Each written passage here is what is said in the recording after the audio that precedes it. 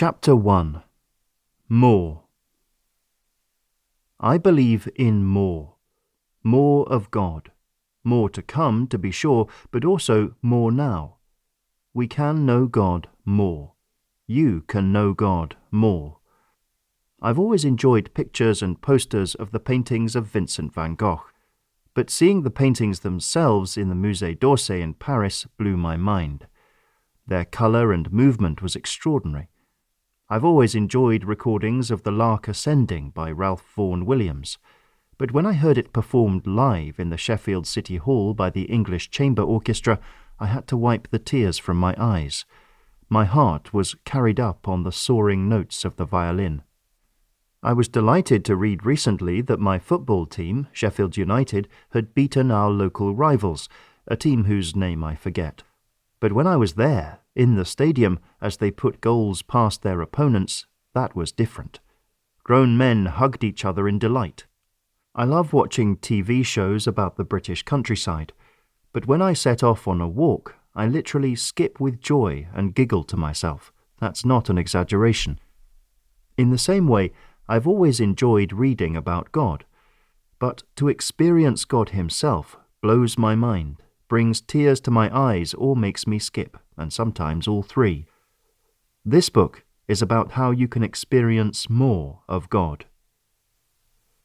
Experiencing God. To help us get there, let me ask you a question. With which member of the Trinity, God the Father, God the Son, or God the Spirit, do you have the strongest sense of a lived, experienced relationship? I'm not asking what you think should be the case. I'm asking you to reflect on your own experience. Why not do that now before listening further? Over the last few years, I've taken every opportunity to ask this question to lots of people in many places and among different church traditions. It's been a fascinating exercise. It's always met with a variety of responses.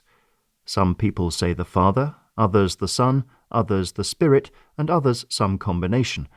And before you ask, there doesn't appear to be any correlation between people's answers and their church background. It's not that charismatic Christians always point to the Spirit, while conservatives prefer the Father. This book started with the realization that for me it was the Father and the Spirit with whom I have a clear sense of a living relationship, but not the Son. I have a keen sense of the Father as the one to whom I go in prayer. I know what it is to ask him and receive from him. I don't always receive what I request, but I'm happy to trust him to organize the circumstances of my life, good and bad, for my good. And I have a strong sense of living through the Spirit's power. That's not because I'm zapping out miracles all over the place or getting tingling sensations down my spine. It's because I'm convinced that any good I do is done through the prompting and power of the Spirit. It's certainly not done in the power of Tim Chester, so I feel my dependence on the Spirit. But I realized I had less of a sense of a present experience of the Son. I felt detached from him. I'm aware that he lived, died, and rose for me so I could be reconciled to God. That's gloriously true, and I'm profoundly grateful. I'm convinced all the blessings in my life flow from his work. But that was 2,000 years ago, and now he's up in heaven. That's a long time ago and a long way away. What does it mean to know Jesus personally? And what does it mean to relate to him right now in the present? Why does this matter? Because I believe in more.